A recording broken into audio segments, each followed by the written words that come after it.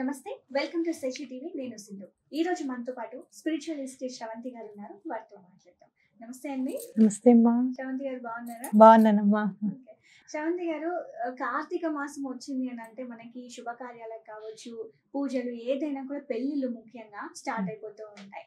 అంటే కొంతమందికి ఎన్ని సంవత్సరాల నుంచి పెళ్లి చేయాలనుకున్నా వాళ్ళకి అసలు కుదరకపోవచ్చు. అలాంటివి ఎందుకు కుదరవు? ఏమైనా పరిహారాలు ఏమైనా చేసుకోవాలా? ఏం పూజలు చేసుకోవాలండి? చెప్తాను. అయితే ముందు అసలు పెళ్ళి అనగానే ఏమైనా అవాంతరాలు వస్తున్నాయి అని అంటే, ఆటంకాలు ఏర్పడుతున్నాయి అంటే గనక కుజుడికి సంబంధించిన ఏమైనా ప్రాబ్లమ్స్ ఉన్నాయి ఆ జాతకంలో వ్యక్తిగతంగా అనేది చూసుకోవాలి. అలా లేదు అనుకుంటే కనుక డేట్స్ ఆఫ్ బర్త్లో ఏమన్నా బర్త్ నెంబర్ 9 ఉందా, డెస్టినీ నెంబర్ 9 ఉందా అనేది ఇంపార్టెంట్గా చూసుకోవాలి. అట్లా కాదు అంటే కనుక తప్పకుండా ఒక న్యూమరాలజిస్ట్ని కలవాలి. ఎందుకంటే సిగ్నేచర్స్ అవన్నీ పేర్లు ఏ నెంబర్లు ఉన్నాయి ఏంటి అనేది చూసుకోవడం కూడా ఇంపార్టెంట్. అలా కాదండి, అసలు ముందు సంబంధం కుదరాలి అని మేము అనుకుంటున్నాము, మా ఇంట్లో ఎక్కడ కూడా బలానా జాతకం దగ్గరికి వెళ్ళి చూపిద్దామంటే అంత ఇంట్రెస్ట్ ఉండదు మాకు అనుకుంటే గనక పెళ్ళికి మీకు బాగా సహకరించేది రావి చెట్టు ఉపాసన. ఉపాసనని ఎందుకన్నాను అని అంటే, ఒక్క ఆదివారం తప్పించి మిగతా అన్ని రోజులు రావి చెట్టు చుట్టూరా ప్రదక్షిణలు చేయడం అనేది చాలా మంచిది. 11, 21 చెట్టు ఎంత ఉంటుంది, ఫాస్ట్గా చేసుకోవచ్చు. అలా అని పరిగెట్టకుండా దాని చుట్టూ చెట్టుని భయపెట్టకుండా కొంతమంది నడుస్తూ ఉంటే అసలు సౌండ్ ఎట్లా వస్తుంది అని అంటే, అసలు ఏంటి ఇంత స్పీడ్గా నడుస్తున్నారు అని అనిపిస్తుంది అనమాట. ప్రదక్షిణాలు చేసేది మన కోసం అని మనం గుర్తుపెట్టుకోవాలి. ఏదో అది అయిపోవాలి, నెంబరింగ్ అయిపోవాలని కాకుండా మనస్ఫూర్తిగా మీరు ఎన్ని చేయగలుగుతారు అనేది చూసుకుని 11 కానీ 21 కానీ రావి చెట్టు చుట్టూరా ప్రదక్షిణం చేస్తే మాత్రం ఎటువంటి పరిస్థితుల్లోనూ తప్పకుండా వివాహం అవుతుంది. అలాగే మీరు ఏం చేస్తారు ఇంకా అంటే గనక ఆంజనేయ స్వామిని పూజిస్తే గనక అవ్వని పని అంటూ ఉండదన్నమాట. అందులో ఈ పెళ్ళి అంటే అసలు దానికి మీరు అంటే కొంతమంది నన్ను అడుగుతారు, ఆయనకి ఆ జన్మ బ్రహ్మచారి కదా, ఆయన పెళ్ళేలా అవుతుంది అని అంటే, బ్రహ్మచారి కానివ్వు ఇంకేటో కానివ్వు, శ్రీరామచంద్రమూర్తిని అమ్మవారిని కలిపింది ఆయనే కదా, అసలు అమ్మవారి జాడ తెలుసుకుందే ఆయన కదా. ఒక్కొక్కసారి ఎలా ఉంటుందంటే, మంచి చక్కగా చదువుకున్న పిల్లలు ఉంటారు, అబ్బాయి కానీ అమ్మాయి కానీ, వాళ్ళ రిలేటివ్స్ ఎవ్వరు కూడా సహకరించే వాళ్ళు ఉండరు, అవునా? ఎవరో ఒకళ్ళు అసలు ముందుకెళ్ళి ఇక్కడ సంబంధం ఉందని చెప్తే కదా పాపం వెళ్ళి కనుక్కునేది, అవునా కాదా? అలాంటప్పుడు ఎలా వస్తుంది సంబంధం అని చెప్పి చాలా ప్రశ్నార్థకంగా ఉంటుంది. అలాంటప్పుడు కూడా ఆంజనేయ స్వామి ఉపాసన చాలా బాగా కలిసి వస్తుంది. అలాగే ఎలాంటి గ్రహ దోషాలు ఉన్నా కూడా వాటిని కూడా నివృత్తి చేసే శక్తి ఆంజనేయ స్వామికి ఉంది.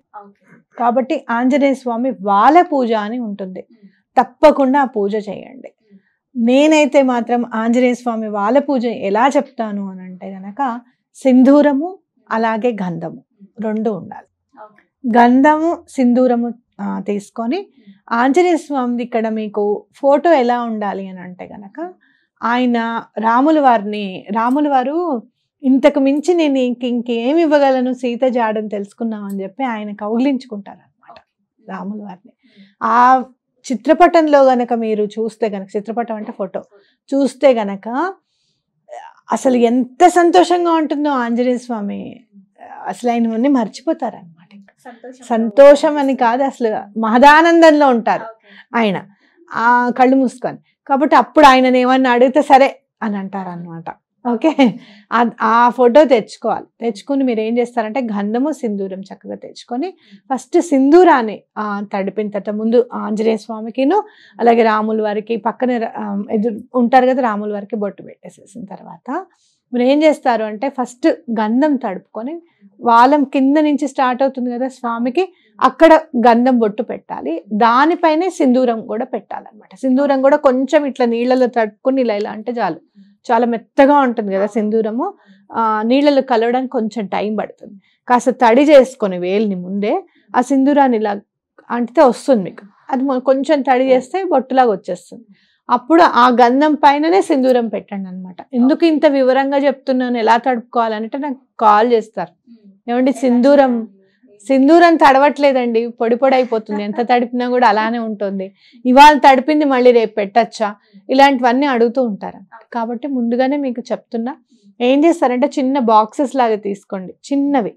అవి మీరు మూతలు ఉన్నాయనుకోండి, కొంచెం మిగిలిపోయినా మళ్ళీ కాస్త తడిపి నెక్స్ట్ డే వాడుకోవడానికి ఉంటుంది అనమాట. ఏ రోజు ఆ రోజు వాడడం అనేది చాలా మంచిది. గుళ్ళల్లో చూస్తుంటాం కదండి, అంటే ఆయిల్ లోనే మిక్స్ చేసేసి పెట్టేస్తుంటాం. ఇక్కడ వాటర్ లోనే పెట్టాలి, వాటర్ లోనే తడిపి పెట్టాలన్నమాట, బొట్టులాగా అనమాట. ఓకే, పెడితే అలా మీరు చేసేది కొంచెం పెద్ద ఫోటో తీసుకోండి, మరి చిన్నదిగా కాకుండా. 43 రోజులు చేయాలి. 43 రోజులు చేయాలి. ఈ 43 రోజులు ఎటువంటి పరిస్థితుల్లోనూ నాన్ వెజ్ తినకూడదు. మీరు ఓన్లీ ప్యూర్ వెజిటేరియన్ గానే ఉండాలి. ఈవెన్ ఎగ్ కూడా నాన్ వెజ్ అనే అనుకోవాలి. ఎవరు ఏం చెప్పినా ఎగ్ వెజిటేరియన్ అని మిమ్మల్ని నమ్మించినా దాని జోలికి వెళ్ళకూడదు. అది నమ్మొద్దని నేను చెప్పట్లేదు, దాని జోలికి మీరు వెళ్ళకుండా ఓన్లీ వెజిటేరియన్ ఫుడ్ తీసుకుంటూ ఈ పూజ 43 days చేస్తే గనక మార్నింగ్ అవర్స్ చేయడం చాలా మంచిది. అలాగే పెట్టిన తర్వాత రామరక్ష స్తోత్రం కానివ్వండి, లేకపోతే హనుమాన్ చాలీసా కానివ్వండి చదువుకుంటే చాలా మంచిది. శ్రీరాముల వారికి కూడా దండం పెట్టుకొని నాయన మంచి సంబంధం కుదిరేలాగా చూడమని చెప్పి దండం పెట్టుకోవడం అనేది చాలా ఇంపార్టెంట్. అంటే చాలా మంది కుజ దోషం అని కూడా అంటుంటారు కదా, నిజంగానే కుజ దోషం ఉంటే పెళ్ళిళ్ళు కావంటారా?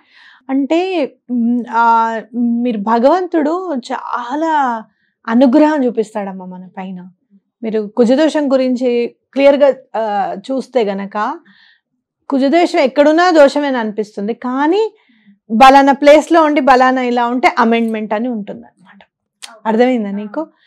ఇప్పుడు ఫర్ సపోజ్ కొన్ని లగ్నం నుంచి కుజదోషం ఉంటుంది, లగ్నంలో కుజుంటే దోషం ఉంటుంది, కాదండి బలానా వేరే గ్రహం ఇక్కడ ఉందండి అందుకని కుజదోషం లేదండి అని చెప్తారు అనమాట. అట్లా అమెండ్మెంట్స్ చాలా ఉంటాయి.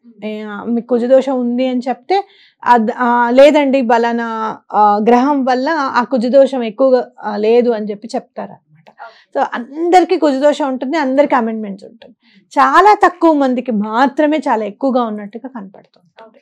అలాంటి వాళ్ళు కూడా తప్పకుండా ఆంజనేయ స్వామికి తప్పకుండా కుజదోష నివారణ కోసం ఈ పూజ చేసుకోవచ్చు. చాలా మందికి కుజదోషం ఉన్న వాళ్ళందరికీ కూడా నేను చెప్పిన రెమెడీ చాలా బాగా వర్కౌట్ అయ్యింది. అలాగే మీరు ఏం చేస్తారు అని అంటే, కుజదోషం ఉంది అని గనక మీరు చెప్తే గనక పెళ్ళైన తర్వాత ఎటువంటి పరిస్థితుల్లోనూ రాముల వారి కళ్యాణం మిస్ అవ్వకండి అస్సలు. ప్రకృతి మనకి చాలా ఇచ్చింది, మనం దాన్ని అందుకోవడమే మనం ఆలస్యం చేస్తాము. And we feel that we are very busiest people. మనకి 24 గంటలు భగవంతుడు ఇస్తే దానిలో హాయిగా పడుకోరా అని 6-7 గంటలు మనకి ఇస్తే మనకి రాత్రి పడుకోకుండా మొబైల్ చూడడానికి టైం ఉంటుంది, కానీ పొద్దున్నే లేచి పూజ చేసుకోవడానికి మాత్రం టైం ఉండదు అనమాట. కాబట్టి ఆ టైంని ఖచ్చితంగా వినియోగించుకోవాలి. మీరు ఏం చేస్తారు అని అంటే, మినిమం ఒక 5 సంవత్సరాలు రాముల వారి కళ్యాణానికి వెళ్ళి అటెండ్ అయ్యి అక్కడ ప్రసాదం తిని ఆ స్వామికి కూడా ఏవో కొన్ని పువ్వులు ఇచ్చి రావడం అనేది ఖచ్చితంగా అలవర్చుకోండి. అప్పుడు ఎలాంటి దోషాలు ఉన్నా కూడా నివృత్తి అవుతాయి అనమాట. ఎందుకనంటే అందరికీ దోష నివృత్తి చేసుకోవడానికి డబ్బు ఉండకపోవచ్చు, ఉన్నా కూడా ఇంట్లో వాళ్ళు ఒప్పుకోకపోవచ్చు. కాబట్టి ఇది కంపల్సరీగా చేయండి, చేసుకుంటే మనకి తొందరగానే వివాహం అవుతుంది. ఈ పూజ 43 రోజులు అయిపోయిన తర్వాత మధ్యలో చక్కగా ఆంజనేయ స్వామి గుడికి వెళ్ళండి. అలాగే ఆయనకి తమలపాకులతో మీరే దండ కట్టి చక్కగా ఇవ్వండి. దాని మీద చక్కగా మీరు ఎలా చేస్తే ఇంకా మీకు స్ఫురణకి ఏది వస్తే అది చేయండి. ఏదైతే దండ కడతారో దాని మీద చక్కగా సింధూరంతో శ్రీరామ అని రాసి వేశారనుకోండి, అసలు ఎందుకు అవ్వదు మీ పని, ఎందుకు పెళ్ళి అవ్వదు అనేది ప్రశ్నార్థకమైంది. అసలు ఎటువంటి పరిస్థితుల్లోనూ అవుతుంది అనమాట. థ్యాంక్ యూ సో మచ్ అండి, చాలా బాగా. ఓకే అమ్మా.